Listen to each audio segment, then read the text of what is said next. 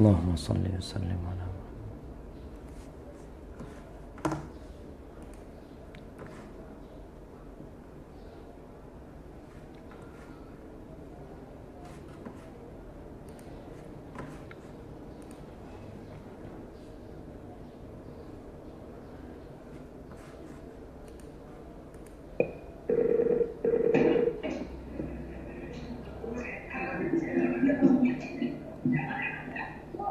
Ibu yang baru hadir, kalau masuk ke depan supaya di depannya rata semuanya.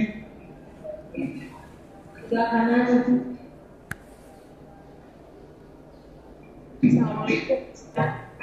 Waalaikumsalam warahmatullahi wabarakatuh.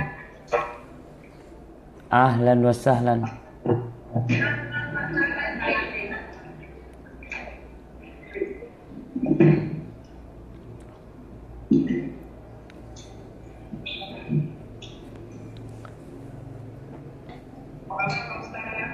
Ahlan bikunna jami'an minal aidin wal faizin. Taqabbalallahu minna wa minkum.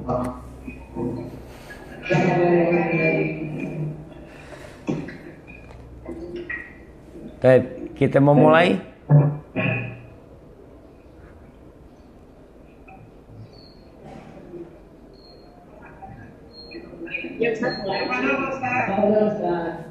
Siap. Alhamdulillah, segala puji bagi Allah. Wassalatu wassalamu ala Rasulillah. Salawat dan salam semoga senantiasa tercurahkan untuk Rasulullah, untuk utusan Allah Nabi kita Muhammad alaihi salatu wassalam, yang pada pagi hari ini, tepatnya tanggal 16 Syawal 1438 Hijriah, hari Senin, hari diangkatnya amal, kita berjumpa kembali untuk mengkaji tentang Nabi kita Muhammad sallallahu alaihi wasallam. Karena di antara faktor yang menyebabkan kita bertambah cinta kepada beliau adalah karena kita mengenal beliau. Kenapa banyak masyarakat yang suka sama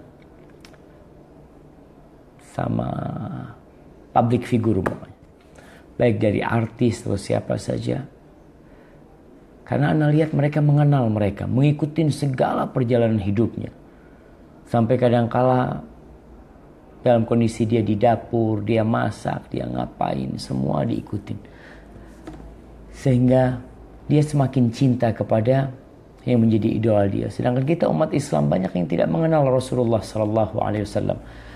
Maka pada hari ini kita akan melanjutkan kajian tentang fiqhus sirah. Kita sudah membahas tentang kenapa negeri Arab dipilih oleh Allah menjadi tempat turunnya risalah penutup ini. Karena ada sebuah anekdot yang sebenarnya Anda rasa tidak tepat disampaikan. Tatkala orang-orang mengatakan melihat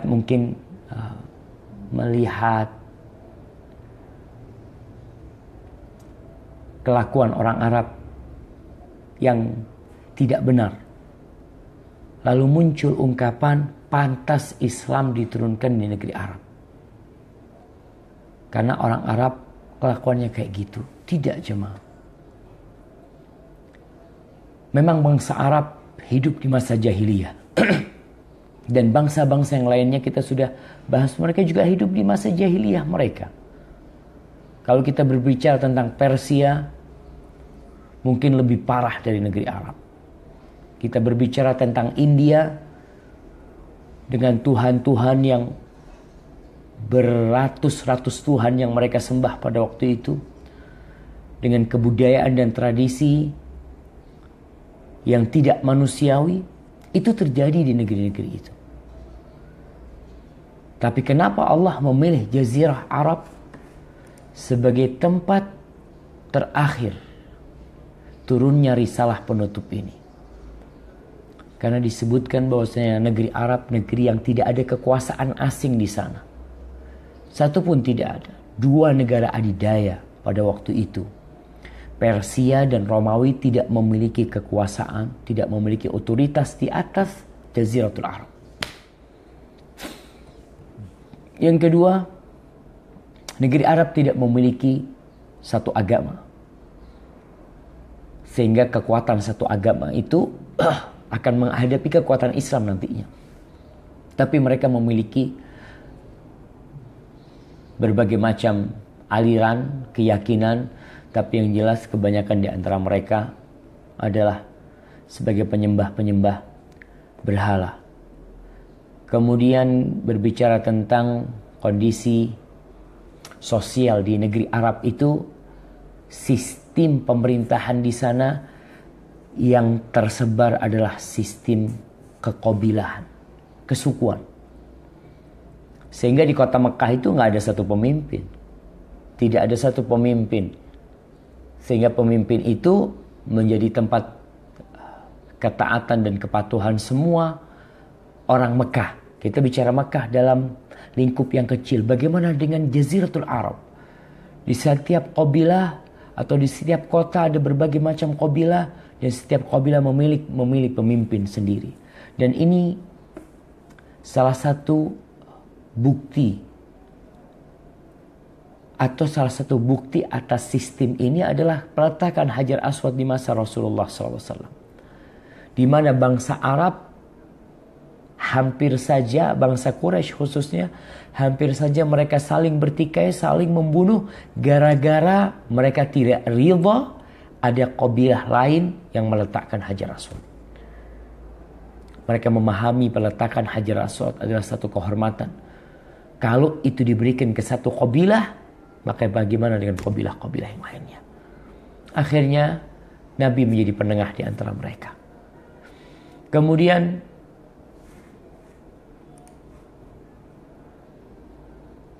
apakah terputus? Bentar jemaah. Nah,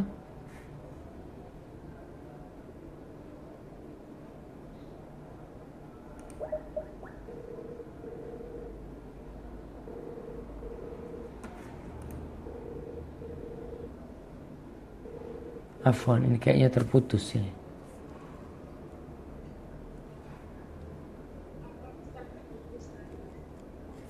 Tunggu, kameranya kok tidak ada.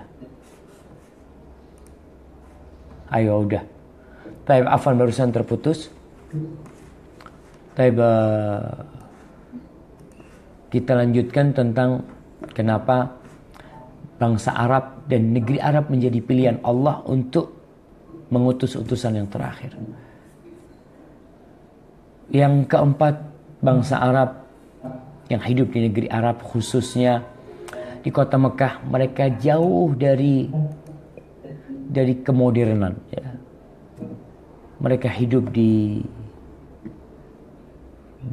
alam yang sangat sederhana sekali, yang tidak terpengaruh dengan peradaban-peradaban dan pemikiran-pemikiran yang ada di luar sana. Kemudian yang kelima, negeri Arab ini berada di tengah-tengah dunia.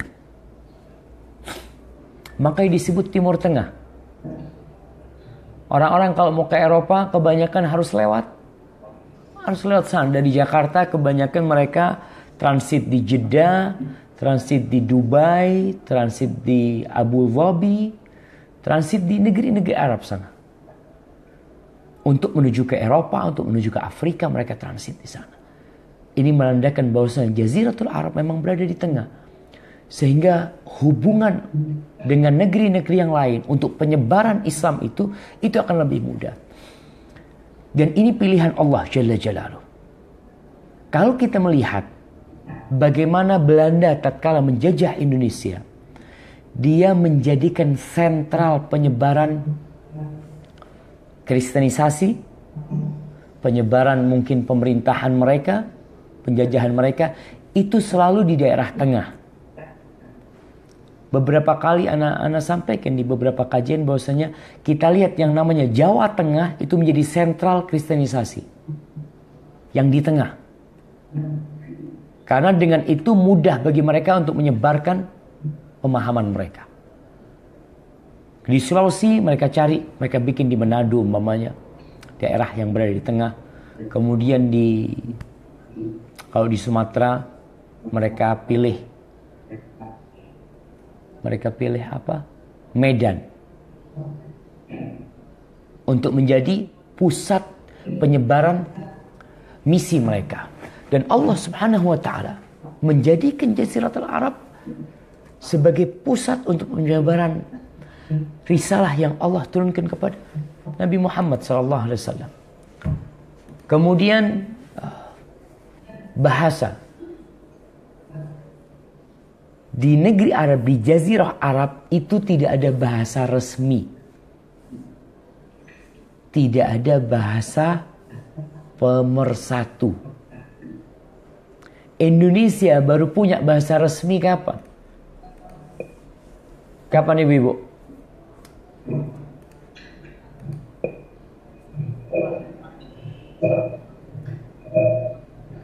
Nah, kapan Indonesia punya bahasa satu?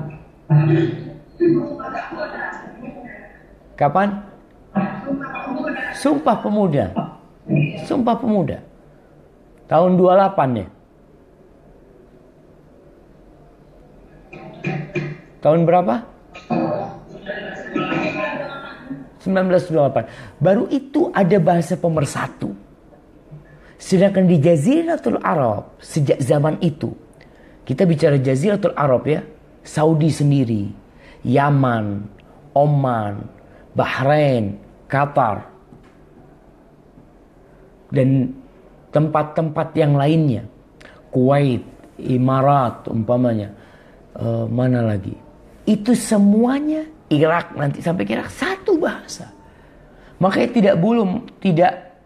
tidak perlu mereka itu berpikir bahwasanya kita harus punya satu bahasa yang menjadi kesatuan kita.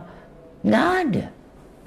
Maka dengan cara seperti itu Allah tatkala menurunkan Al-Quranul Karim dengan bahasa Arab, ini akan mempermudah penyebaran agama itu. Tidak butuh terjemahan. Tapi bayangkan di Indonesia. Di Indonesia yang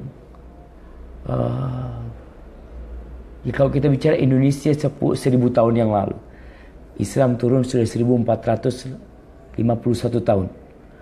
1000 tahun yang lalu bagaimana kondisi Indonesia yang dikatakan Bhinneka Tunggal Ika ini? Mereka semua punya bahasa-bahasa sendiri. Yang satu, jangan di Jawa aja ada banyak bahasa Jawa. Apalagi nanti nyebrang ke Madura, nyebrang lagi nanti ke Sulawesi, nyebrang lagi ke Kalimantan. Ada banyak bahasa di situ. Sehingga untuk menyebarkan suatu agama akan membutuhkan waktu yang cukup panjang. Berbeda dengan Arab. Allah memilih Arab itu salah satunya itu. Jadi jangan berpikir karena orang Arab nggak benar akhlaknya, bukan. Kemudian memang kalau kita bicara orang Arab jahiliyah, dan negeri-negeri yang lain pada waktu itu juga jahiliyah. Dan bangsa Arab memiliki akhlak-akhlak yang mulia.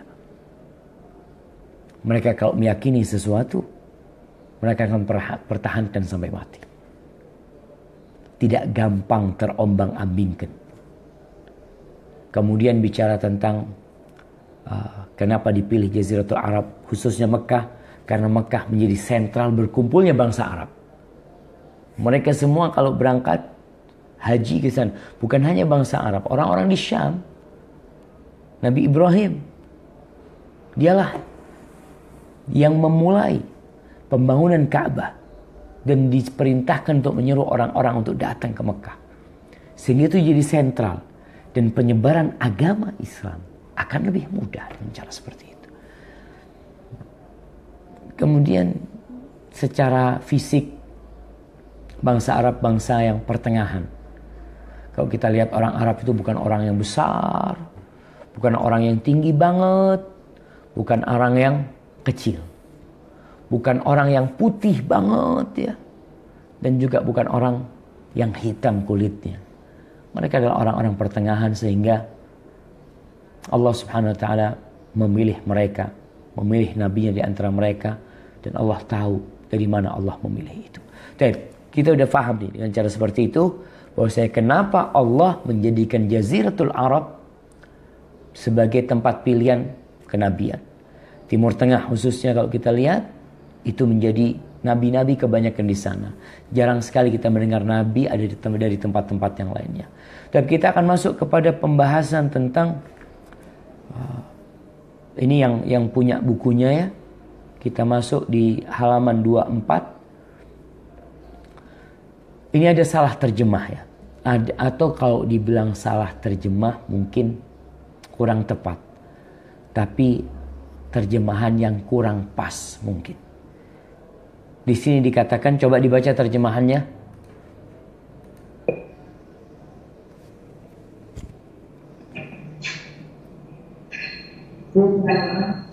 Untuk kehadiran risalah kehadiran Muhammad Sallallahu Alaihi Wasallam dan keutamaan umat Muhammad Sallallahu Alaihi Wasallam atas umat lainnya. Nah, baik Pak. Ana akan bacakan bahasa Arabnya ya, karena ibu-ibu juga udah belajar bahasa Arab, Ustaz Hamzah, Masya Allah. Insya Allah udah bisa memahami itu. Di bahasa Arabnya disebutkan mizatu khatmir risalat birisanati Muhammadin sallallahu alaihi wasallam wal umam bi ummati Muhammadin sallallahu alaihi wasallam. Ini adalah tentang keutamaan ditutupnya risalah-risalah kenabian dengan risalahnya Nabi Muhammad, dan keutamaannya ditutupnya umat-umat dengan umatnya Nabi Muhammad SAW.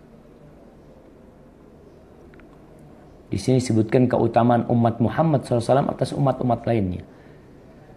Tapi yang lebih tepat adalah keutamaan ditutupnya umat-umat itu dengan umatnya Nabi Muhammad SAW sebagai umat terbaik. Taibah. Disebutkan di sini perkara yang pertama. Mungkin di terjemahannya dituliskan A. Kemudian dia tulis risalah Muhammad menjadi penutup risalah lainnya. Risalah Nabi Muhammad menjadi penutup risalah lainnya. Syekh Dr. Zaid bin Abdul Karim Az-Zaid, beliau mengatakan bahwasanya di antara kemuliaan yang Allah berikan kepada Nabi Muhammad SAW, Allah memikulkan beban kenabian hanya kepada beliau saja. Hanya kepada beliau saja. Sendirian. Tidak ada nabi yang hidup di masa beliau.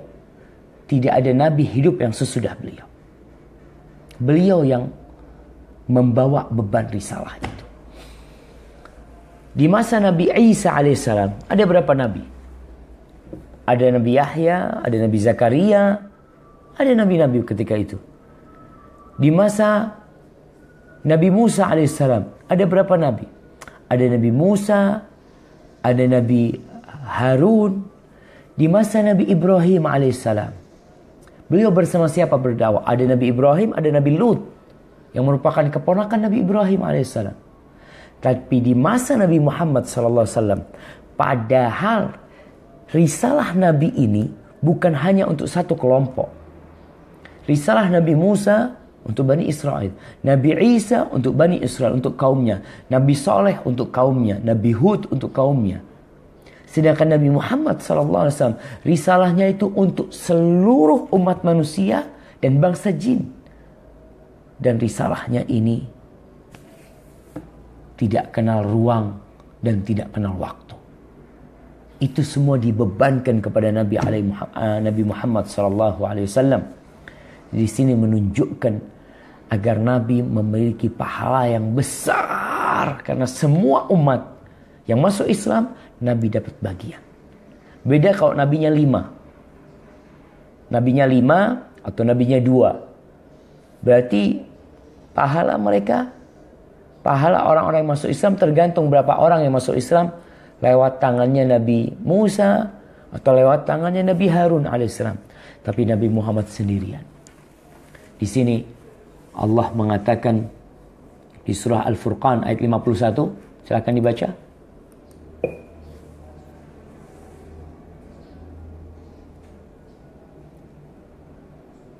Surat Al-Furqan.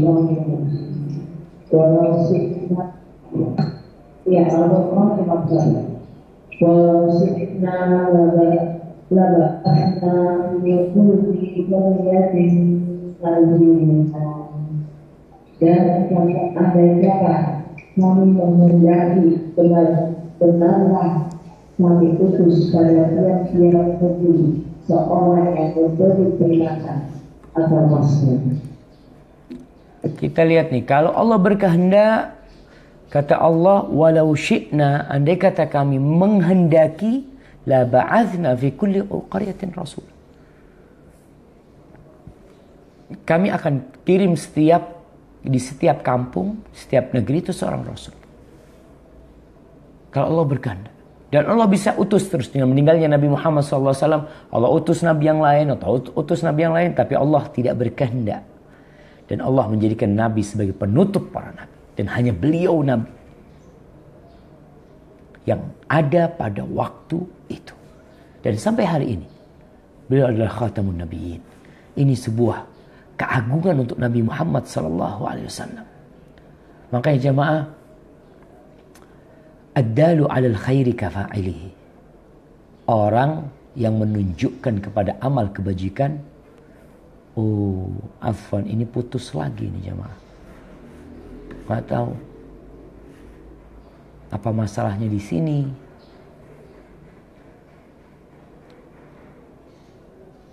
Siapa muslim nggak putus?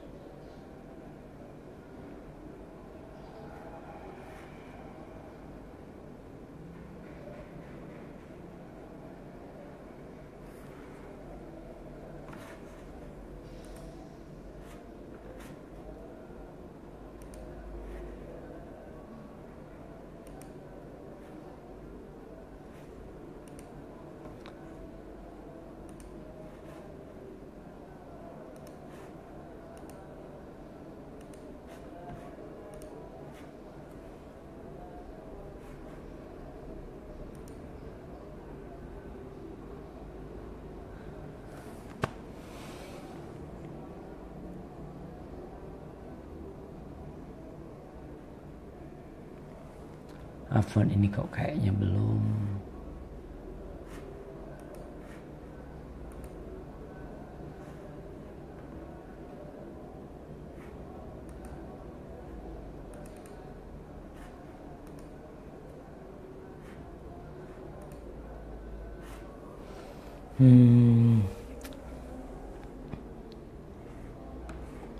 Tunggu bentar ya.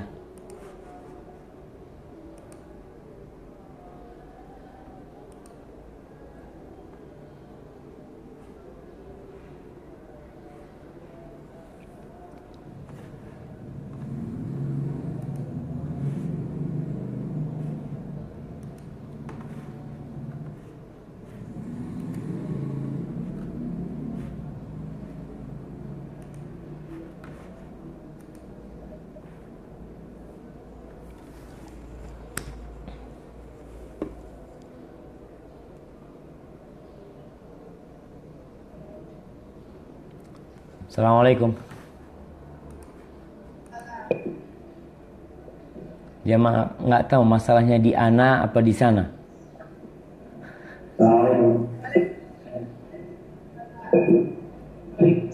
Dia nggak tahu masalahnya di ana apa di sana.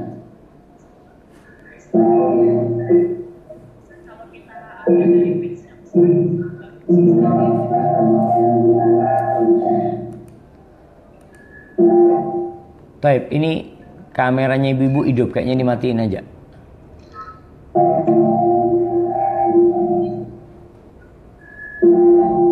Taib, ini kameranya ibu-ibu hidup, kayaknya dimatiin aja.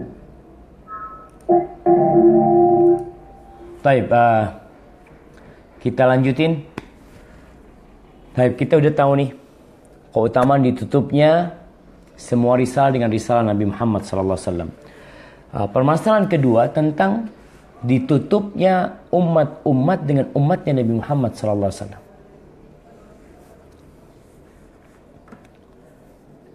Kalau kita berbicara hal itu, Syekh mengatakan ini permasalahan kedua. nabi-nabi sebelum Nabi Muhammad SAW itu diutus kepada kaumnya saja. Maka syariat yang dibawa,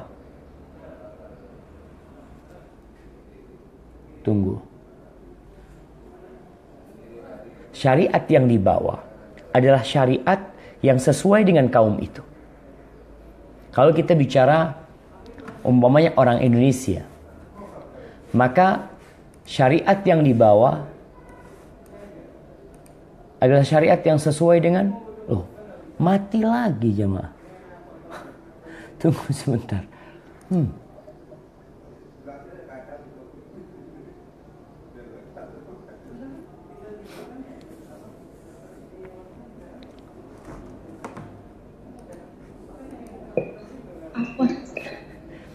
Kayaknya masalahnya yang di sana ibu-ibu. Soalnya Ana lihat Facebooknya lancar.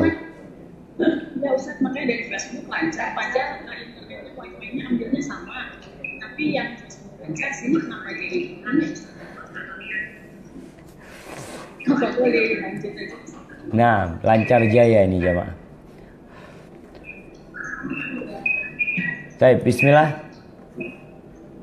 Ya, kadangkala memang untuk Skype ini lebih berat daripada Facebook. Dia itu lebih makan kuota ya. Makanya lebih baik dibedakan. Wifi-nya itu dibedain. Jadi untuk yang Skype sendirian, yang Facebook sendirian, supaya dia bisa lebih fokus untuk ngambil yang data di wifi itu. Wallahu a'lam bishawab. Jadi, baik, kita lanjutin. Jadi nanti Ana minta sama panitia, kalau kajian jadi udah ditentukan dari halaman berapa ke halaman berapa, sehingga jemaah udah baca. Sekarang kita tinggal mendengarkan diskusi.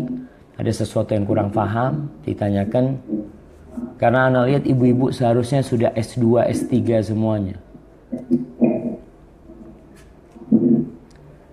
Nah, kita lanjutin. Tadi kita sampaikan bahwasanya di sini Syekh menjelaskan dalam kitabnya bahwasanya semua nabi itu diutus kepada kaumnya di masa itu, sehingga syariat yang ada disesuaikan dengan kaum itu, disesuaikan dengan waktu itu, sehingga ketika datang nabi yang selanjutnya itu akan merubah beberapa syariat, beberapa ajaran untuk disesuaikan, karena Allah yang menurunkan hal itu. Karena manusia yang udah berubah, ya, tempatnya udah berubah, sehingga Allah memberikan syariat yang sesuai dengan mereka. Sedangkan syariat yang Allah turunkan kepada umat Nabi Muhammad SAW, pengutusan Nabi itu universal. Tadi kita sampaikan tidak kenal ruang dan tidak kenal waktu. Sehingga syariat yang ada bisa dilaksanakan dimanapun kau berada. Yang hidup di Eropa, syariat Islam bisa diamalkan. Yang hidup di dataran Afrika, yang hidup di Australia, dan ini yang menjadikan orang-orang kadangkala iri dengan Islam. Mereka dengki dari orang-orang Yahudi dan Nasrani ketika melihat agama Islam sesuai dengan fitrah dan syariatnya bisa diterapkan. Sedangkan agama-agama lain, di mana di antara mereka menerapkan syariatnya dalam negeri mereka, walaupun negeri mereka negeri Nasrani umpamanya, mereka tidak menerapkan syariat mereka. Umpamanya ketika Ratu Isabella dan Raja God menguasai kembali Spanyol, Hispania, mereka amalkan, mereka terapkan, nggak bisa diterapkan karena nggak sesuai. Dan dengan datangnya Islam ditutup semuanya. Dan syariat Islam Allah katakan ini di surat Al-Maidah, potongan surat Al-Maidah ayat 3, coba dibaca.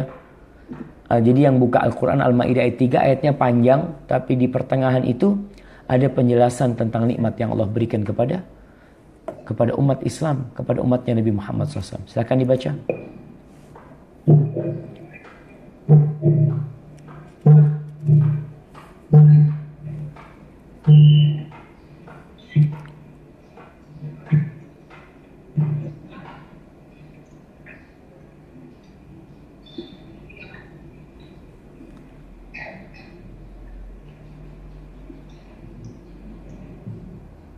Dapat? Halaman 25.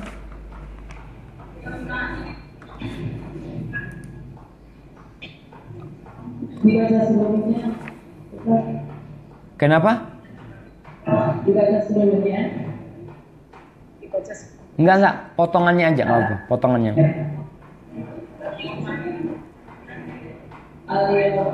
A'udzubillahi minasyaitonir rajim. Al-yawma akmaltu lakum dinakum wa atmamtu 'alaikum ni'mati wa raditu lakumul Islam dinan.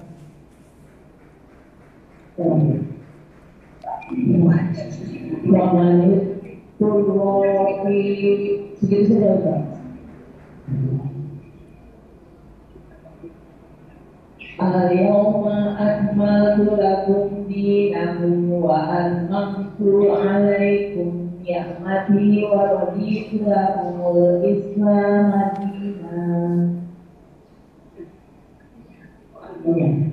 Pada hari ini telah kusempurnakan untuk kamu agamamu, dan telah kucukupkan kepadamu nikmatku, dan telah kuridhoi Islam itu menjadi agama bagimu. Masya Allah jamaah.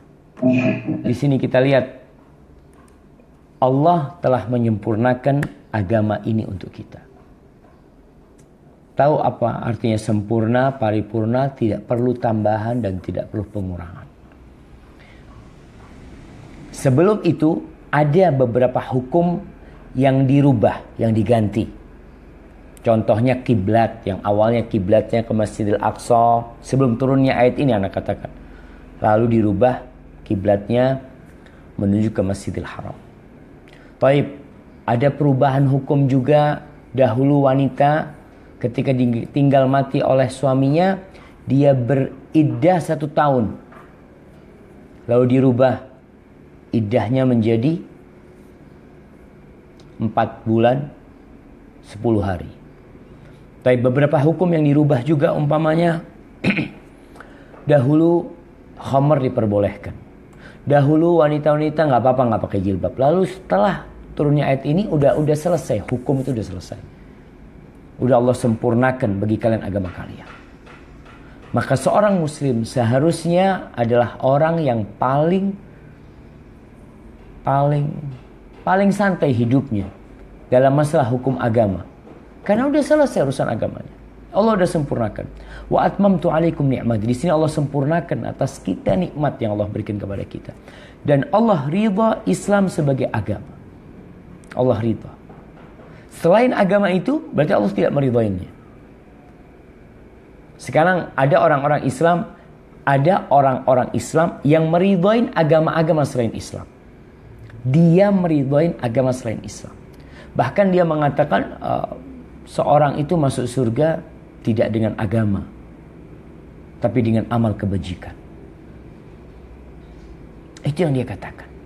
Rasulullah SAW berdoa.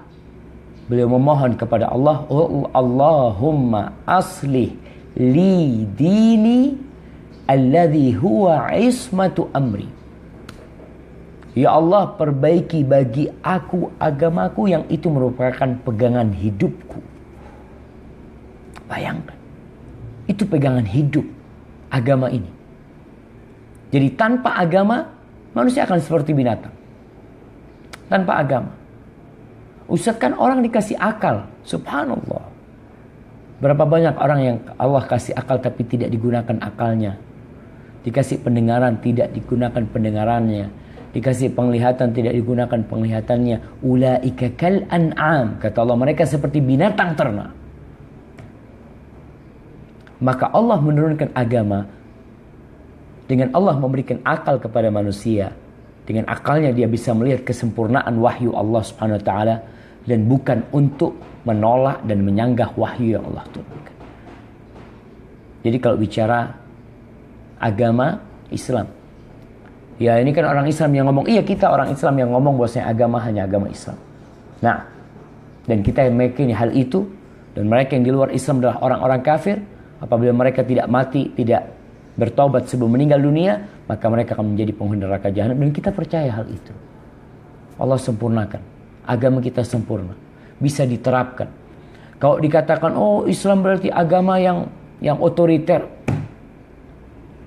Nanti ini kita akan baca sejarah bagaimana Nabi tatkala berdampingan dengan orang-orang Yahudi, sekampung sama orang Yahudi, bukan satu negara, satu kota, bertetanggaan, tinggal jalan kaki.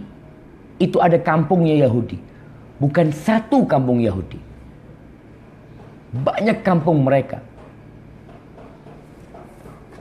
Allah, syariat itu syariat yang sempurna. Kemudian Syekh menjelaskan yang kedua di sini disebutkan tentang keutamaan ditutupnya dengan umat Islam, bahwasanya putusnya wahyu, putusnya risalah tidak berarti dakwah Islam berhenti. Kan dahulu ada orang ahli fatrah, orang yang tidak ada risalah di situ karena nabinya meninggal, selesai umpamanya. Tapi Islam dengan putusnya risalah bukan berarti dakwah berhenti. Enggak. Hujjah Allah itu terus ditegakkan sampai hari kiamat. Allah telah menjaga agama ini.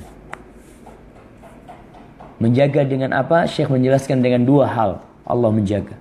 Yang pertama dengan menjaga Al-Quranul Karim. Berapa umur Al-Quranul Karim? 1451 tahun. Sejak turunnya kepada Nabi SAW, sejak turunnya Iqra, dan sampai hari ini terjaga. Terjaga di dalam dada dan terjaga di dalam lembaran-lembaran. Coba cari agama apapun. Kau cari dan kau buktikan. Umat beragama apa yang menghafal kitab suci mereka? Kalau kita bicara menghafal kitab suci ini, ya ada ulama-ulama mereka. Enggak, kita bicara umat Islam ini, kita tidak bicara ulama. Anak-anak kecil menghafal. Ibu-ibu tua di rumahnya menghafal. Lelaki-lelaki yang sepuh menghafal. Karena Allah telah memudahkan kitabnya untuk dihafal. Walaqad yassarnal Qur'ana lidzikr fahal min muddakir. Kata Allah, kami udah mudahkan tuh, mudah banget menghafal Al-Quranul Karim. Dan itu termasuk penjagaan Allah, di mana Allah berfirman di surat Al-Hijr ayat 9, Inna nahnu nazzalna dzikra wa inna lahu lahafizun. Ini jamaah di terjemahannya nggak ada. Jadi di buku aslinya bahasa Arabnya ini ini ditulis di sini, Allah akan menjaga kitab suci Al-Quran dan dari pengurangan, penggantian, penambahan dan perubahan serta upaya lainnya yang berhubungan dengan keaslian Al-Quranul Karim. Kemudian Syekh di kitab aslinya menukil ayat di surat Al-Hijr ayat 9. Tolong ibu-ibu tambahkan itu. Allah mengatakan, Inna nahnu nazzalna dzikra wa inna lahu lahafizun. Kita yang menurunkan Al-Quran, kita yang menurunkan Az-Zikr, dan kita yang akan menjaganya, kata Allah. Nah, itu Allah yang akan menjaganya. Jadi umat Islam tenang. Nabi udah meninggal dunia 1427 tahun yang lalu beliau meninggal dunia. Tapi Al-Quran yang dibawa beliau tetap terjaga keasliannya. Kalau bicara asli sampai hari ini asli. Kau mencari cetakan mana? Ada orang-orang berusaha untuk merubah, mengganti. Nggak ada yang bisa. Karena siapa yang menjaga Allah? Berbeda dengan kitab-kitab yang lainnya. Kitab Zabur, kitab Taurat dan Injil. Allah menyerahkan penjagaan kitab itu kepada ulama-ulama mereka.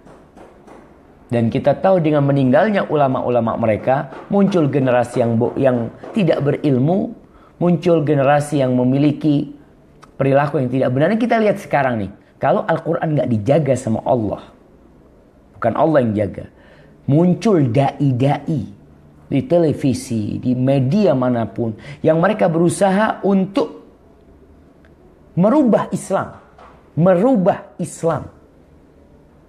Yang mengatakan tadi semua agama sama, mereka membuat hukum-hukum baru, homoseksual nggak apa-apa umpamanya.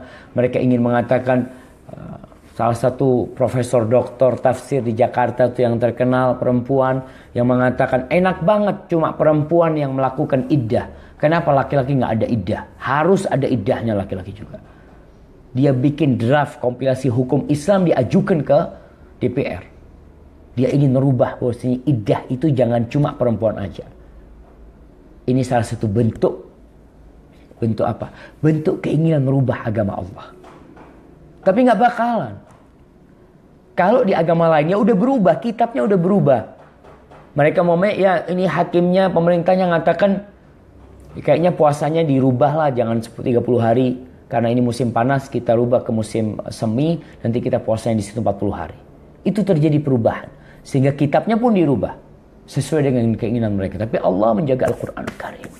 Syuf jamaah. Orang mau ngomong apa tetap kitab Allah ini sebagai penengah. Baik. Kemudian penjagaan yang kedua, Allah Subhanahu wa taala menjadikan akan terus ada di antara umat ini orang-orang yang menegakkan kebenaran. Jadi umat Islam itu tidak mungkin, ingat, Anda katakan tidak mungkin bersepakat di atas kesesatan. La tajtami'u ummati ala dhalalah. Nggak mungkin. Artinya bersepakat semua ulama kumpul untuk membuat hukum baru, merubah agama Islam, itu nggak mungkin. Akan tetap ada. Di sini Syekh menukil sabda Nabi Muhammad SAW, La tazalu ta'ifatun min ummati zahirina alal haq, la yadurruhum man khadalahum, hatta ya'ti amrullah wa hum kadzalik. Kata Nabi SAW, sekelompok dari umatku akan senantiasa muncul. Mereka komitmen dengan kebenaran. Komitmen dengan kebenaran. Kelompok yang mengucilkan tidak akan membahayakan mereka. Yang mengucilkan mereka tidak akan membahayakan penegak-penegak kebenaran. Sampai kapan? Sehingga datanglah ketetapan Allah sementara mereka dalam kondisi itu. Artinya sampai hari kiamat Allah menjaga agama ini. Di umat-umat sebelumnya, kalau terjadi perubahan dalam kitab mereka, Allah utus Nabi lagi. Allah utus Nabi lagi. Allah utus Nabi lagi. Sedangkan umat Islam nggak ada. Nggak ada Nabi lagi setelah Nabi Muhammad SAW. Selesai sudah. Ini nampak di sini kemuliaan bagi umat ini. Di mana Allah Subhanahu wa taala memuliakan umat ini. Mereka bisa bersandar kepada diri mereka sendiri tanpa utusan Nabi. Maksudnya lewat Al-Quran Karim, lewat sunnah Nabi yang terjaga, lewat amalan-amalan salafus saleh yang mereka telah mempraktekkan agama ini. Dan di situ ini ada terjemahan juga di yang kedua jemaah, memuliakan mereka dengan kemampuan mereka melanjutkan amanah dakwah yang semestinya menjadi tugas para nabi. Ya, nggak apa-apa lah terjemahan ini. Karena kalau kita memperbaiki terjemahan-terjemahan, yang penting maknanya sesuai. Kemudian yang ketiga, umat ini adalah umat yang terjaga, yang tidak mungkin bersatu di atas kesesatan. Baik, selesai ini kita membahas tentang hal ini. Kita masuk kepada pembahasan tentang sirah nabawiyah. Bab pertama, memahami sejarah perjalanan Nabi dari pertama hingga menjelang kenabian. Jamaah, ana mau cari air dulu ya. Ana kok haus. Alhamdulillah.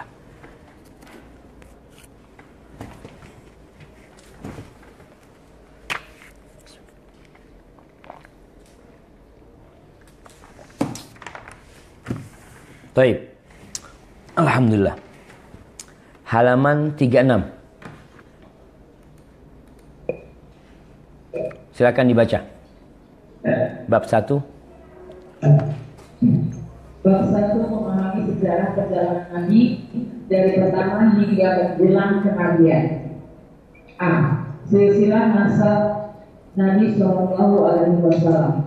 Dia adalah Muhammad bin Abdullah bin Abdul Muttalib bin Hasim bin Abdul Manaf bin Qusay bin Kilab bin Murrah bin Ka'ab bin Lu'ay bin Ghalib bin Fir bin Malik bin An-Nadar bin Kinana bin Huzaifah bin Mudrika bin Ilyas bin Mudar bin Nizar dan bin Ma'ad bin Adnan. Masya Allah, barakallahu fiik. Nabi SAW menghafal nasabnya sampai sini. Nabi SAW. Taib. Anak akan bertanya, yang bisa jawab kasih hadiah sama Ibu Sandra nanti. Apa pertanyaannya? Siapakah Quraisy? Kok di nasab ini tidak ada Quraisy?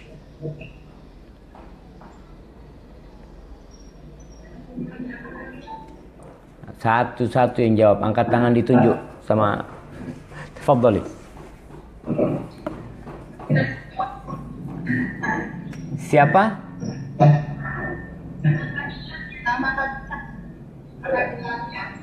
Iya, yaitu siapa? Quraisy itu yang mana? Di antara kakek-kakek Nabi ini, yang Quraisy yang mana?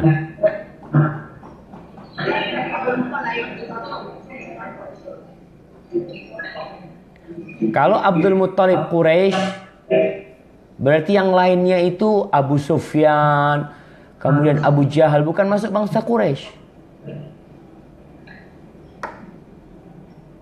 Bukan dia. Siapa yang di nasab ini, kakek yang mana yang Quraisy?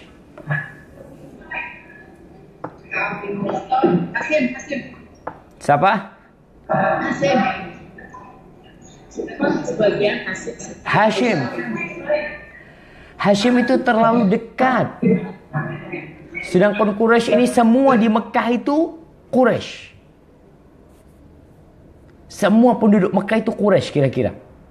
Kalau Bani Hashim berarti cuma Bani Hashim aja yang Quraisy. Yang lainnya bukan Quraisy. Sedangkan tadi Anda sampaikan Abu Sufyan bukan dari Bani Hashim, dari Bani Umayyah. Abu Jahal bukan dari Bani Hashim. Jadi siapakah yang Quraisy? Kita dengar bangsa Quraisy.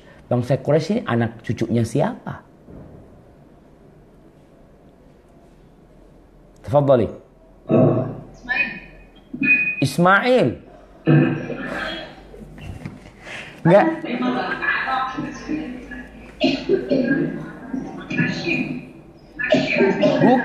Bukan Hashim. Hashim terlalu dekat ya. Siapa?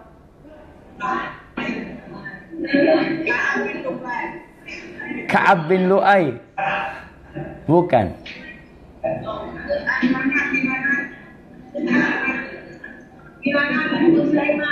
Kinana bin Husaimah. Bukan.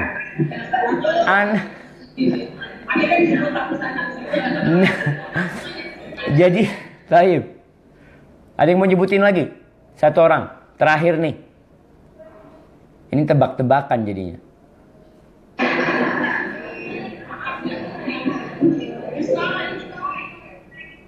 Udah salah berarti. Yang benar ada dua pendapat ulama yang disebut Quraisy ini yang mana? Yang pertama adalah Nadhr bin Kinana. Karena nanti kita akan membaca hadis Nabi Muhammad SAW bahwasanya Allah memilih dari anak Kinanah Quraisy. Allah memilih dari anak Kinanah Quraisy. Sehingga sebenarnya berpendapat bahwasanya yang disebut Quraisy berarti anaknya Kinanah yang namanya Nadhr. Nah, Kinanah punya beberapa anak. Yang Allah pilih adalah Quraisy. Itu Nadhr bin Quraisy, yang itu yang kakeknya Nabi Muhammad SAW. Pendapat kedua yang disebut Quraisy adalah Fihr bin Malik.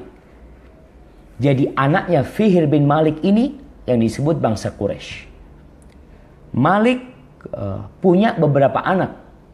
Tapi yang Allah pilih adalah Quraisy yang namanya Fihr bin Malik. Dia adalah Quraisy yang kemudian dari sanalah Allah memilih dari anak Ismail Kinanah. Allah memilih dari anak Kinanah Quraisy. Allah memilih dari Quraisy Bani Hashim.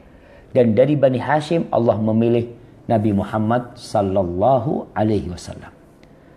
Jadi udah paham? Dikasih tanda nih. Yang disebut Quraisy adalah siapa? Nadhr bin Kinanah atau Fihr bin Malik. Di antara dua itu. Tapi pertanyaan selanjutnya. Ini tadi nggak ada yang bisa jawab. Jadi gak ada yang dapat hadiah. Anda mau kasih hadiah dari Ibu Sandra, insyaallah kasih hadiah. Pertanyaan kedua, kenapa Fihr bin Malik atau Nadhr bin Kinanah disebut Quraisy?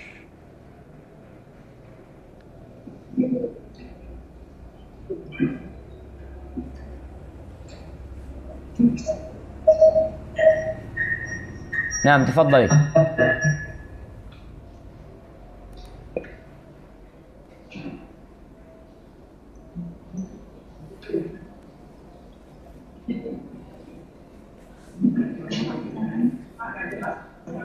Jelas pertanyaannya?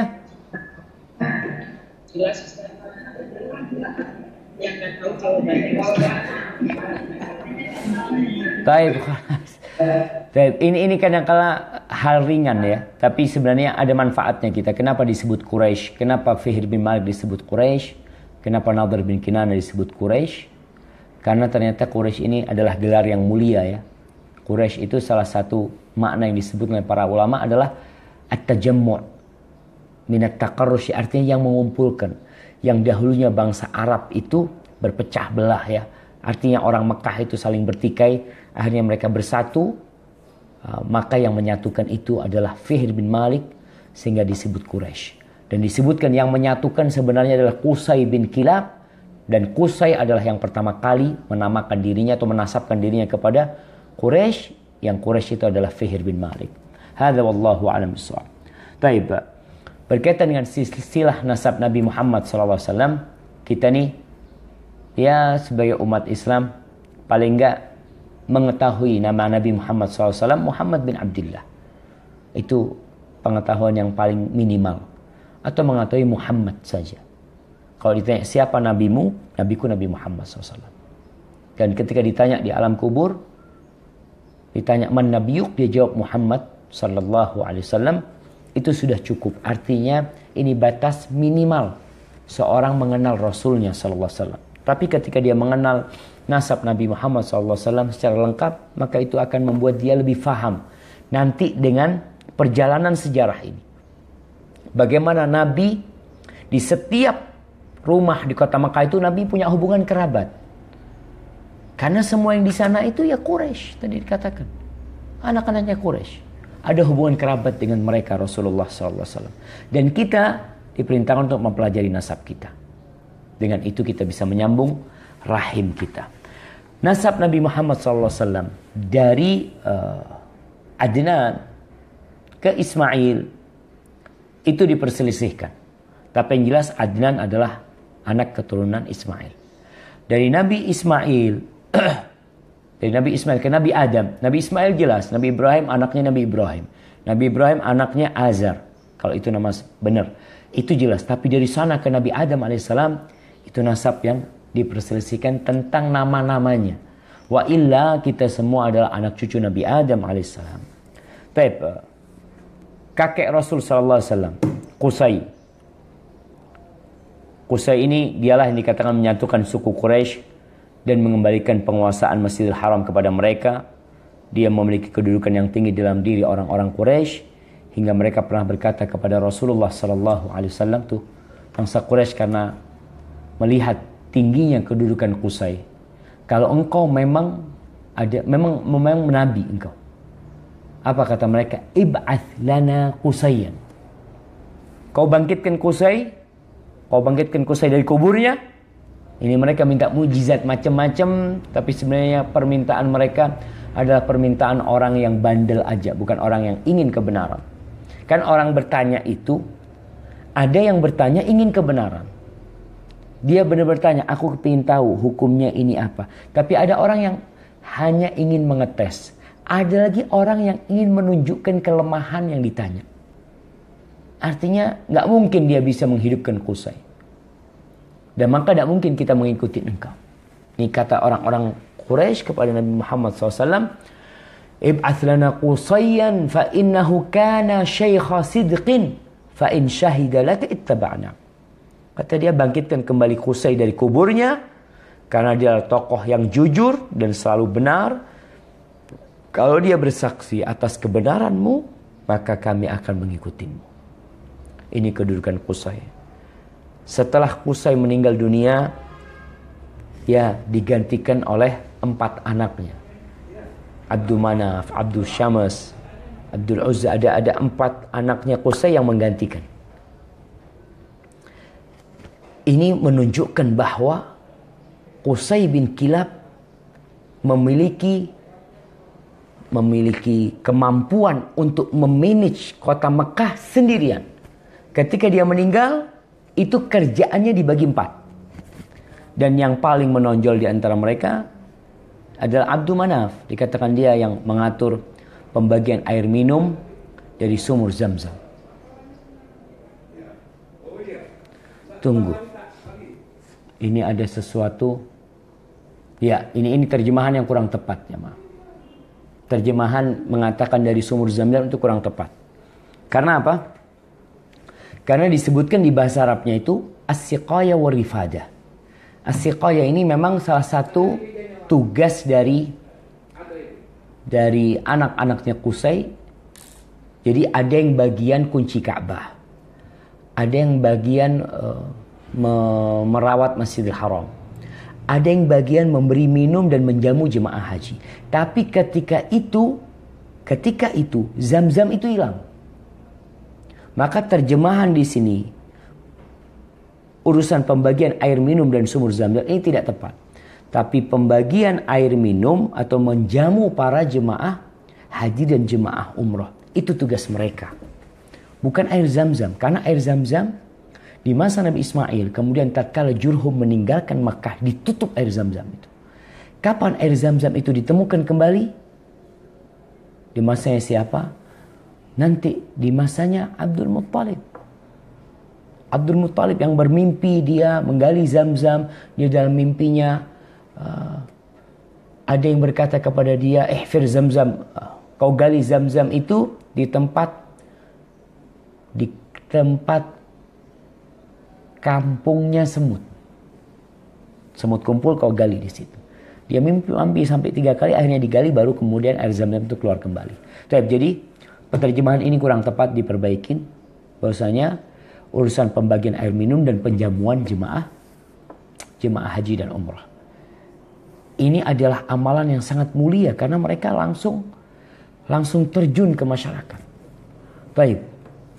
Kemudian yang C disebutkan ketika Abdul Manaf meninggal dunia dilanjutkan oleh Hashim. Dan Hashim ini adalah orang yang pertama kali membuat jalur perdagangan di musim panas dan musim dingin.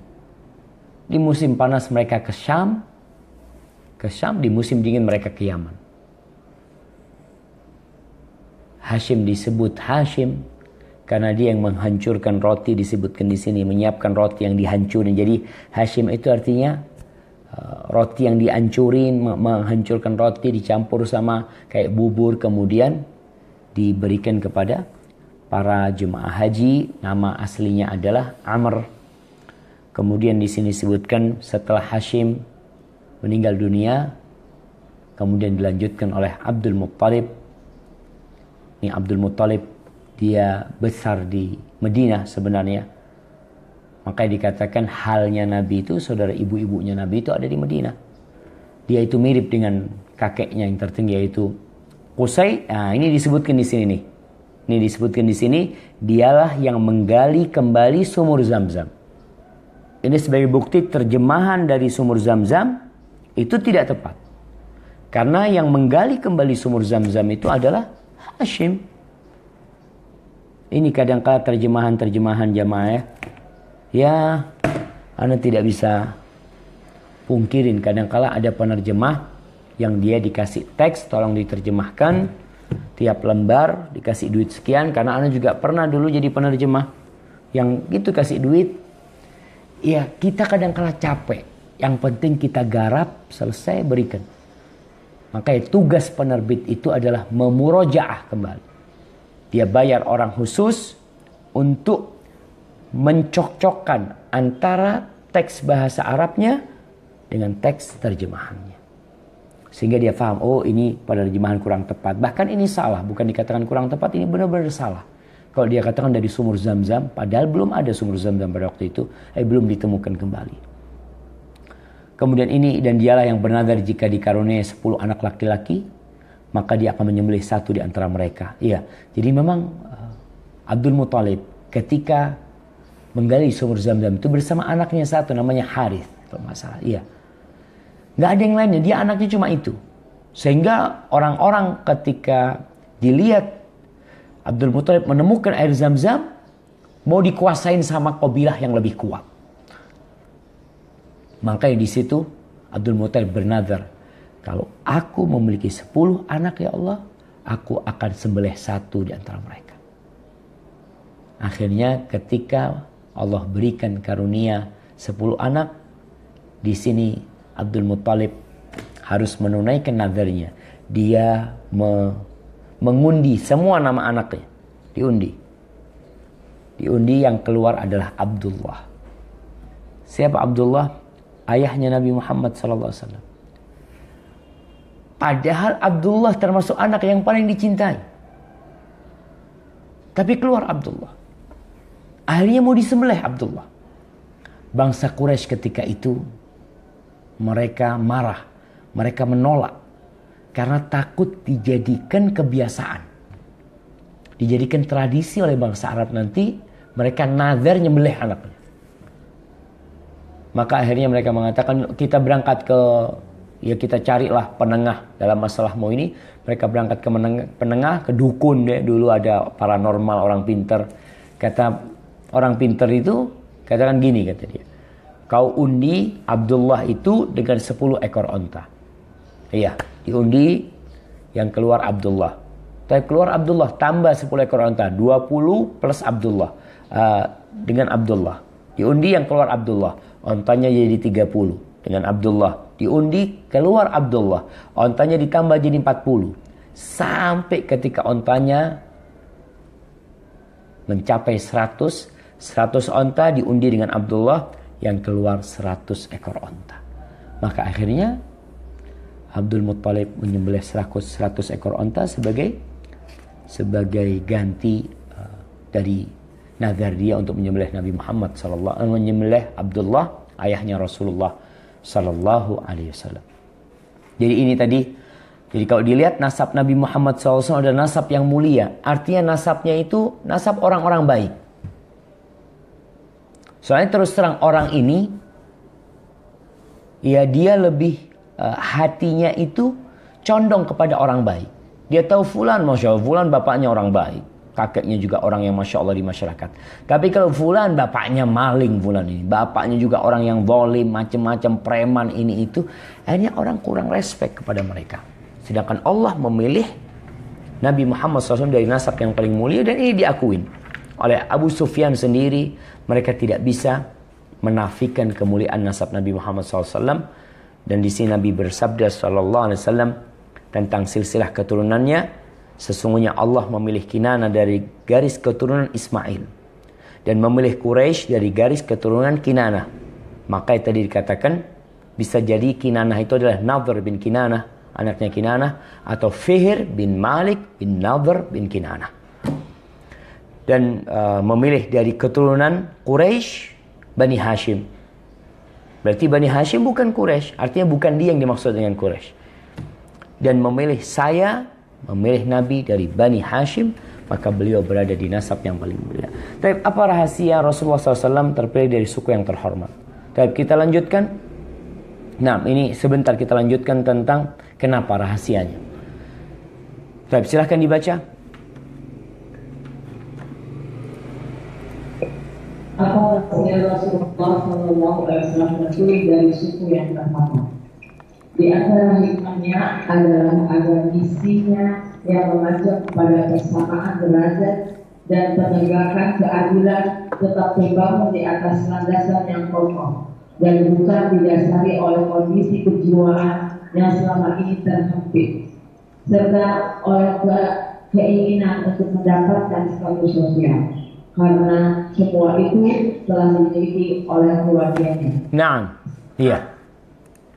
Ini kita lihat, kalau orang yang mengajak kepada persamaan adalah orang yang memiliki kedudukan yang tinggi, berarti dia tidak sedang mencari status sosial untuk dirinya sendiri. Dia sudah mulia, dia sudah terhormat. Maka yang dia cari adalah status sosial untuk semua orang sebenarnya. Nabi SAW senantiasa mengatakan, kullukum min Adam, wa Adam min turab. Kalian semua dari Adam, dan Adam dari tanah. Kalau yang mengatakan ini adalah orang yang nasabnya rendah, orang pinggiran, yang tidak memiliki status sosial, apa kata orang-orang? Ada fulan cuma kepingin duduk bersama kita, menempatkan dirinya bersama kita. Kita orang-orang terhormat, dia orang terhina. Dia ingin, itu tidak mungkin dikatakan oleh satupun orang-orang Quraisy. Karena apa? Karena Nabi sudah memiliki nasab yang mulia. Maka di sini nampak pula kebenaran dakwah Rasulullah SAW. Kalau beliau memang mengajak kepada kebenaran. Kemudian di sini disebutkan, coba dilanjutkan dibaca. Seandainya beliau tidak memiliki kedudukan yang tinggi ini, bisa kita mendapati orang yang mengatakan bahwa sesungguhnya Muhammad hanya mencari sensasi untuk mendapatkan status sosial. Baik, afwan nih. Ini ada yang salah. Di dalam bahasa Arabnya setelah Muhammad itu ditulis sallallahu alaihi wasallam. Di terjemahannya tidak. Dan ibu kalau baca, siapapun yang baca ada nama Muhammad disebutkan, ucapkan sallallahu alaihi wasallam walaupun tidak ada di tulisannya. Kita diperintahkan, karena orang yang bakhil adalah ketika nama Nabi Muhammad sallallahu alaihi wasallam disebutkan dia tidak berselawat. Ya, dilanjutkan. Kita benar-benar menyaksikan perjuangan ideologi batil yang dilatar penindasan yang mereka alami dalam kehidupan mereka, seperti ajaran ateis marxisme yang ditopori oleh seorang yang tertindas dalam masyarakatnya. Kemudian orang tersebut melakukan perlawanan terhadap sistem kapitalis untuk mendapatkan status dan kedudukan yang belum pernah dia rasakan dalam kehidupannya. Nah, ini adalah salah satu hikmah kenapa Allah memilih nabinya di nasab yang itu. Karena di antara poin penting dalam dakwah Nabi Muhammad SAW adalah persamaan. Tidak ada kasta. Kalau kita lihat ya di orang-orang selain Islam, mungkin di Hindu atau di mana, mereka punya kasta. Dalam Islam, kullukum min Adam, semua dari Adam, dan Adam tercipta dari tanah. Baik. Yang kedua, B. Orang Arab yang mengenal silsilah nasab beliau dan autentisitasnya, maka tidak ada keberatan bagi mereka untuk bergabung di bawah benderanya. Bisa kita bayangkan bagaimana respon kabilah-kabilah tersebut apabila dengan tiba-tiba ada hamba sahaya yang muncul untuk memimpin di antara kabilah-kabilah Quraisy. Padahal orang-orang kafir saja berkata, meskipun beliau memiliki nasab yang tinggi ini, sebagaimana yang difirmankan Allah, A'udzubillahi minasyaitonirrajim. Wa qalu laula nuzila hadzal Qur'anu ala rajulin minal qaryatayn azim. Dan mereka berkata, mengapa Al-Quran ini tidak diturunkan kepada seorang besar dari salah satu dua negeri, Mekah dan Taif ini? Nah, Taib ini disebutkan. Nabi aja memiliki nasab yang mulia, itu ternyata masih ada ungkapan-ungkapan dari bangsa Quraisy yang berpikiran kok Qur'annya diturunkan kepada Nabi Muhammad SAW. Mereka tahu Nabi Muhammad memiliki nasab yang tinggi. Tapi ada orang lain yang juga memiliki nasab yang mulia. Maka mereka mengatakan, menyangga kenapa Qur'an nggak diturunkan kepada seorang besar dari salah satu dua negeri, Mekah dan Taif. Ini dalam kondisi beliau memiliki nasab yang mulia. Bagaimana kalau ternyata nabinya dari kaum Buddha atau dari nasab pinggiran. Dan bangsa Arab ini ketika itu, di masa jahiliyah mereka itu saling berbangga-banggaan dengan nasab. Bahkan Nabi SAW mengingatkan ada amalan jahiliyah yang tetap diamalkan oleh umatku. Salah satunya adalah al-fakhru bil ahsab wa ta'nu bil ansab. Itu berbangga-bangga dengan kedudukan nasab yang tinggi dan mencela orang dengan nasab yang rendah. Baik.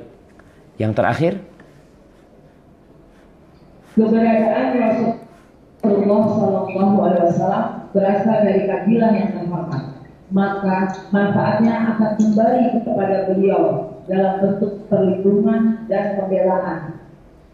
Dan terbukti bahwa kabilah Rasulullah SAW telah mengambil peranan penting dalam pembelaan terhadap beliau SAW pada peristiwa pemboikotan.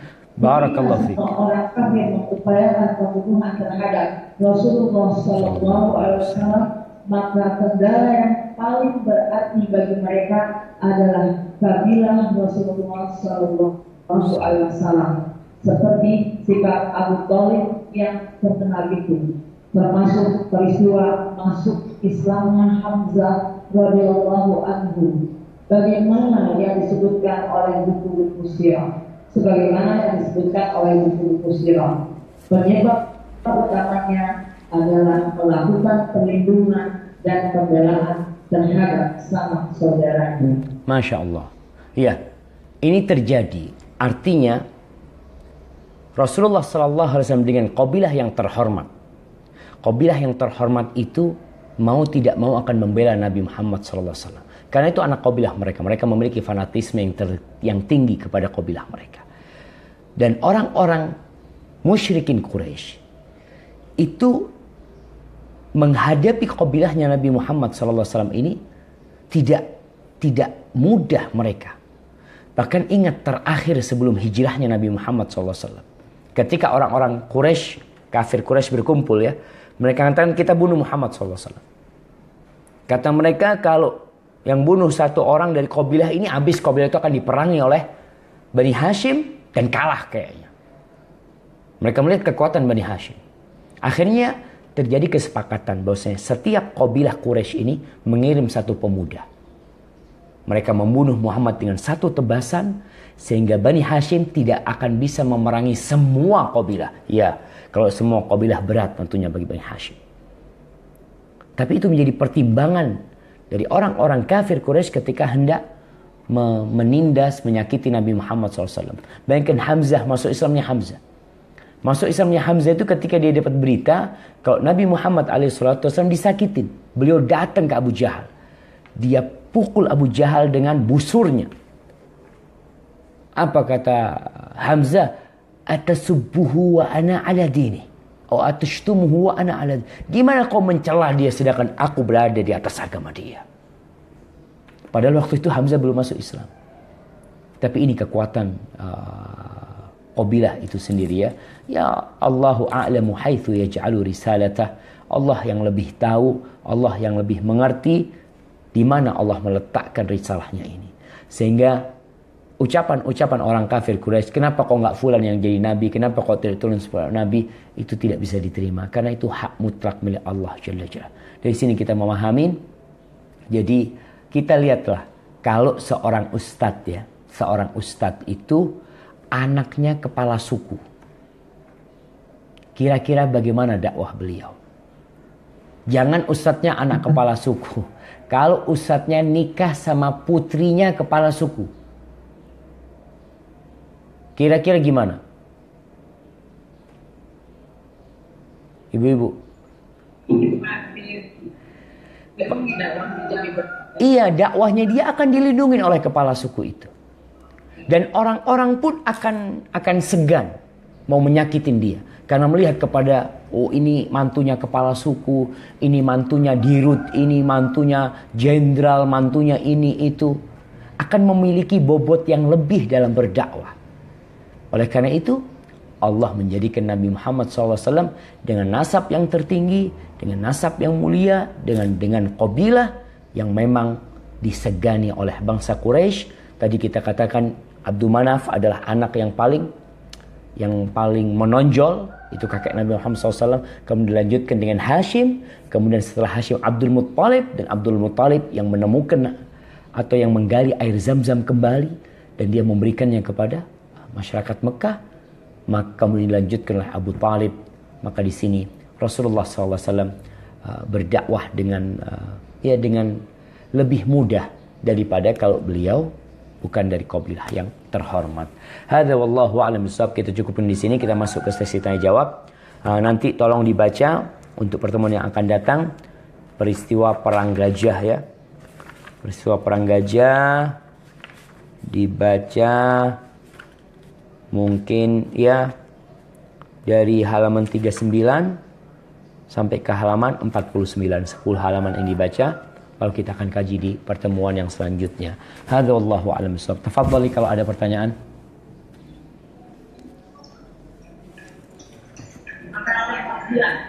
Halaman 39 sampai halaman 49 ya Ibu ini.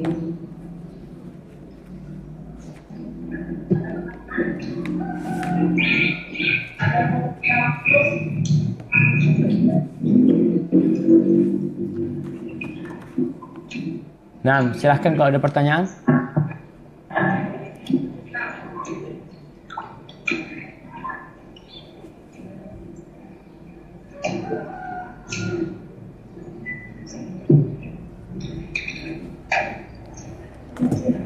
Assalamualaikum warahmatullahi wabarakatuh. Waalaikumsalam warahmatullahi wabarakatuh. Assalamualaikum Ustaz. Ini ada titipan pertanyaan dari anak saya. Apa benar cicak itu hewan yang jahat dan benar ada hadis yang menghalalkan untuk membunuh cicak? Apakah hal ini ada kaitannya dengan cerita Nabi Ibrahim yang saat dibakar? Cicak mengipas api hingga semakin besar, sedangkan semut membawa air untuk memadamkan api. Dan kisah lainnya saat Nabi Muhammad SAW sedang sembunyi, cicak berkhianat dengan keluar dari goa. Apa benar cerita itu? Jazakallahu khair Ustaz. Nah, barakallahu fiik ya. Berkaitan dengan cicak.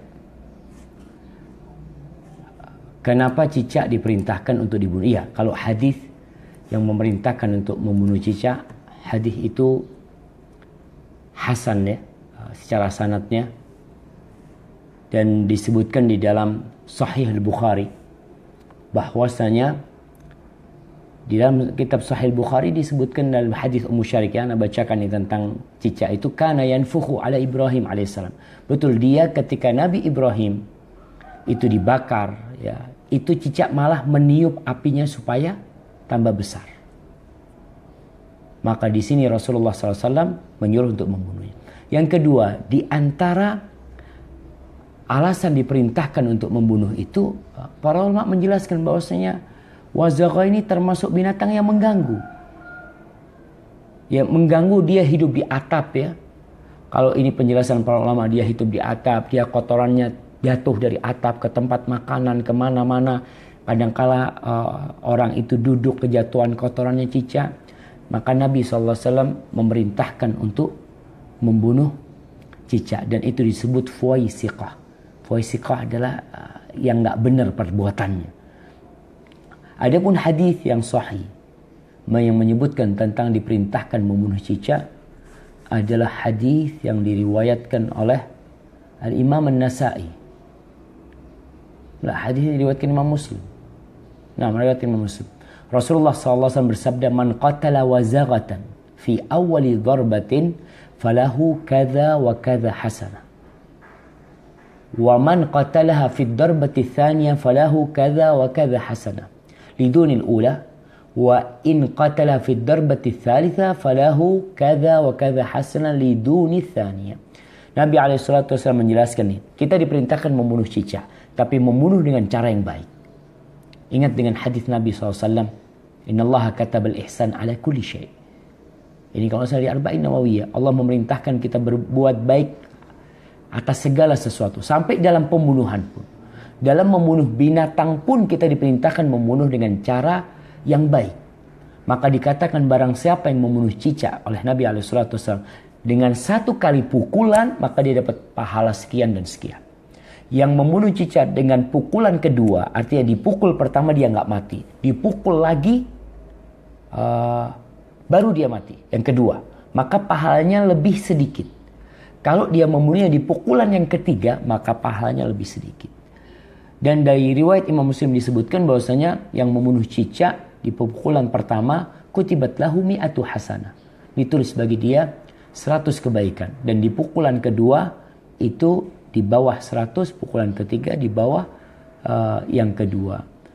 Jadi ingat, kalau alasannya tadi disebutkan, apakah dia termasuk yang berkhianat kepada Nabi SAW ketika di dalam gua? Kayaknya athar itu dhaif. Yang disebutkan para ulama, dianjurkan atau diperintahkan membunuh cicak itu karena 2 hal.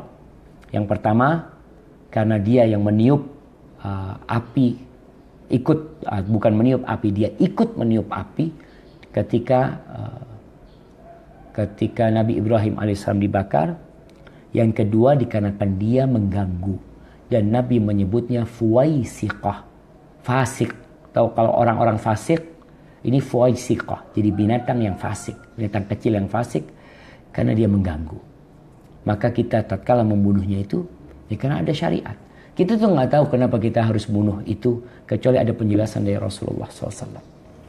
Jadi mungkin itu yang ana tahu, dan ini yang dijelaskan para ulama. Ada pun riwayat tentang kalau semut itu membawa air ya untuk memadamkan apinya Nabi Ibrahim, Allahu a'lam. Mungkin cerita itu ada di Israiliyat, tapi ana tidak tahu, nanti ana cari mungkin. Nah, tafadhali. Assalamualaikum warahmatullahi wabarakatuh. Pertanyaannya, kalau orang tua bercerai, hak asuh anak laki-laki pada ibunya sampai usia berapa? Gimana? Kalau orang tua bercerai, hak asuh anak laki-laki pada ibunya sampai usia berapa? Tidur sama ibunya sampai usia berapa? Hak asuh anak laki-laki pada ibunya. Hak asuh orang tua bercerai, hak asuh ibunya pada ibunya sampai usia berapa? Cuma nggak paham. Jadi Ustaz, ibunya sama ayahnya bercerai. Cuma anak laki-lakinya masih kecil. Nah, hak asuhnya anak laki-laki tersebut pada ibunya sampai usia berapa? Oke, siap. Jadi penjelasan tentang hak asuh ya. Ketika terjadi perceraian suami istri, maka dilihat umur anak itu. Ada anak yang mumayyiz, anak sudah bisa membedakan. Maka tatkala anak itu bisa membedakan, dia berhak memilih. Dia mau sama ibunya atau sama bapaknya. Tapi ketika anak itu masih kecil, maka itu menjadi hak ibunya. Kalau ibunya mau. Kadang-kadang ibunya nggak mau. Enggak, aku nggak mau ngurus anaknya, kau bawa anaknya. Tapi hak sebenarnya lebih kepada ibunya. Tatkala anak itu, ada yang mengatakan umur 7 tahun, sampai umur 7 tahun, sampai dia umur yang bisa memilih, yang sudah paham, maka tatkala itu dia boleh memilih. Tapi ketika masih kecil, itu menjadi hak ibunya. Kalau masalah umur, sampai umur yang sudah bisa membedakan dia itu. Tadi ada penjelasan tentang 7 tahun, ya. Ada yang lebih dari itu, wallahu a'lam bishawab. Nah, barakallahu fikum.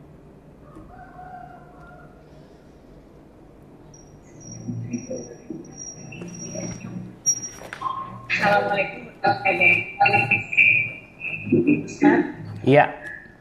menanyakan mengenai fikih safar. Kalau misalnya yang saya dipahami selama ini bahwa kalau kita melakukan safar di kota tersebut, otomatis kita menjadi musafir, jadi sholat bisa dikesor dan sebagainya. Tapi ada sempat dengar bahwa kalau di kota tersebut, walaupun kita safar, di kota tersebut ada orang tua atau ada suami atau ada kakek nenek dari ayah, maka di kota tersebut kita tidak mungkin musafir, tapi mungkin betul misalnya. Iya, berkaitan dengan hukum safar. Taib, ana ini pernah ditanya ana pada waktu itu, ketika perjalanan di mana di Pekanbaru ya. Ada seorang mengatakan, kalau engkau itu pergi ke sebuah kota, umpamanya anak orang Jember, atau seorang ustadz yang tinggal di Jember, sedangkan orang tuanya ada di Jakarta. Apakah tatkala dia pulang ke Jakarta, dia terhitung sebagai musafir, atau dia sebagai mukim? Ana pernah mendengarkan itu teman juga seperti ibu mengatakan, bosnya ada katanya Ustaz, kalau di situ ada orang tuanya, maka dia tidak disebut musafir. Wallahu a'lam bishawab. Soalnya kalau dia ke sana itu memang itu rumah bukan rumah dia. Dia ke sana memang hanya untuk 2-3 hari berkunjung ke rumah orang tuanya, lalu dia balik ke tempat tinggal dia. Maka dia tetap dihitung musafir. Akan tetapi memang ada pendapat Utsman bin Affan radhiyallahu taala anhu. Ketika Utsman bin Affan itu haji, biasanya dia itu mengqashar salatnya. Sampai suatu saat Utsman bin Affan jelas dia tinggal di Madinah. Dia tinggal di Madinah, rumahnya di Madinah, tapi dia punya rumah di Mekah. Ketika dia berangkat ke Mekah, dia menganggap dirinya sudah tidak musafir lagi karena dia memiliki rumah di sana. Maka berkaitan dengan ini, ana wallahu a'lam bishawab, mungkin ana nanti akan mengkaji lebih dalam lagi karena memang ada penjelasan seperti itu. Sebelumnya ana belum pernah baca, tapi ana hanya dengar saja. Terima kasih kepada penanya. Nanti insya Allah tolong mungkin hari Kamis kalau memang kajian bisa diadakan hari Kamis, nanti ana akan berikan jawabannya. Wallahu a'lam bishawab. Kayaknya itu jadi pertanyaan terakhir Bu. Karena ustadznya sudah banyak nggak bisa jawab nih. Baik. Ada yang lainnya? Ada Pak Ustaz. Baik, ini yang terakhir. Silahkan yang terakhir. Nah. Bismillahirrahmanirrahim. Assalamualaikum warahmatullahi wabarakatuh. Waalaikumsalam warahmatullahi wabarakatuh. Pak Ustadz, ini ada seorang teman yang menikah ya Pak Ustadz, udah 2 bulan yang lalu, tetapi si laki-lakinya tidak bisa memenuhi kewajibannya sebagai suami, maksudnya tidak bisa mendahului lah karena ada sesuatu hal. Apakah di sini si pihak istri bisa meminta ganti rugi atau bagaimana? Karena si suami berencana akan menceraikan karena kasihan sama istrinya. Nah, apakah si istri berhak meminta ganti rugi atau gimana? Ustaz, diajak untuk air. Afwan, jangan ganti rugi apa maksudnya? Kayaknya menuntut kalau kamu menceraikan saya akan minta uang sebesar sekian puluh juta begitu. Iya. Iya, jadi pertama berkaitan dengan pernikahan. Pernikahan ini akad yang agung ya. Allah sebutkan wa akhadna minkum mitsaqan ghalidha. Kemudian ketika dalam pernikahan itu ada ketidakcocokan, baik dari pihak lelaki atau pihak perempuan. Kalau dari pihak lelaki, maka sang lelaki bisa menceraikan istrinya. Kalau itu dari pihak perempuan, maka sang perempuan tidak bisa menceraikan suaminya. Tapi dia, yang bisa dia lakukan adalah menggugat cerai. Sekarang penyebabnya adalah ternyata suaminya ini bermasalah. Dia tidak bisa menggauli istrinya. Dan dia berniat menceraikan istrinya. Apakah si wanita berhak meminta ganti rugi? Nggak ada sebenarnya ganti rugi. Tapi ingat, para suami ini diperintahkan jamaah untuk memberikan mut'ah. Mut'ah ini pemberian, harta yang diberikan kepada istri ketika terjadi perceraian. Allah sebutkan umpamanya di surat Al-Ahzab ayat 49 ya. Ini cerita Nabi SAW. Kalau istri Nabi mengatakan ya ayyuhalladzina amanu afan di ayat 49 ya. Surat Al-Ahzab ayat 49. Allah mengatakan ya ayyuhalladzina amanu idza nakahtumul mu'minat. Wahai orang-orang yang beriman, apabila kalian menikahin wanita-wanita yang beriman, thumma talaqtumuhunna min qabli an tamassuhunna fama lakum 'alaihinna min iddatin ta'taddunaha. Lalu kalian menceraikan istri-istri kalian sebelum kalian menyentuh mereka, maka tidak ada iddah. Famatti'uhunna wasarihunna sarahan jamil. Maka berikan mut'ah kepada mereka. Berikan sesuatu sebagai pelipur lara mereka. Kasih harta, kasih apa, kasih rumah. Kalau memang dia sesuai dengan kemampuan seorang lelaki. Maka ini yang perlu difahamkan lelakinya. Si wanita minta, tidak menuntut. Dia mengatakan, mas, kalau kau menceraikan aku kasih sesuatu lah mas. Kau kan alhamdulillah kau dikasih kelebihan harta, ini itu mamanya. Tapi kalau menuntut secara hukum, ganti rugi, ana rasa tidak ada ya. Tapi mut'ah dia punya hak di situ. Dia punya hak dan diperintahkan suami untuk memberikan mut'atun nikah, mut'atut talaq ya, atau harta sebagai pelipur lara atas diceraikannya dia yang sesuai dengan kekayaannya. Ini bukti kita tidak bicara harta gono gini. Tapi Islam berbicara sesuatu kemuliaan, akhlak yang mulia. Suami menceraikan istrinya. Kadang-kadang kan ada suami yang sama istrinya pada waktu pernikahan. Dia itu sama-sama susah ya. Tapi si istri adalah ibu rumah tangga. Si istri kalau diceraikan gak punya apa-apa. Tapi kau sebagai suami yang sudah sukses, kau kasih dia. Ini salah satu akhlak yang mulia dalam Islam. Tapi bukan harta gono gini. Kau Masya Allah punya rumah banyak. Ini punya mobil. Istrimu kau ceraikan. Fadl ini rumah kau kasihkan. Hasan bin Ali. Itu terkenal dia suka menceraikan. Tapi wanita yang diceraikan oleh Hasan bin Ali itu semuanya bahagia. Kenapa? Karena Hasan memberikan mut'ah. Memberikan harta yang banyak kepada orang-orang yang dia ceraikan. Dan seperti itu seharusnya seorang muslim ya. Hadza wallahu a'lam shawab. Berkaitan dengan hal itu. Jadi kalau mau nuntut sebenarnya dia bisa meminta mut'ah ya, meminta bukan ganti rugi ya, sekedar pelipur lara lah karena dia diceraikan. Hadza wallahu a'lam bissawab. Tapi itu yang bisa kita kaji pada kesempatan kali ini. Apabila benar itu dari Allah Jalla Jalaluh, kalau ada yang salah dan kurang berkenan dari diri ana pribadi, Allah dan Rasulnya terbebaskan dari kesalahan itu. Sampai berjumpa kembali, semoga senantiasa dalam lindungan ilahi. Wassalamualaikum warahmatullahi wabarakatuh.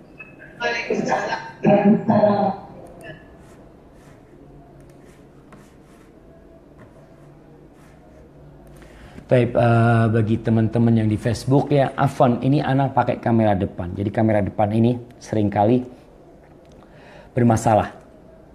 Bermasalah, ustadznya minum, lihat ya. Ana minum nih sekarang. Ana minum. Bismillah. Akan terlihat ana minum dengan tangan kiri.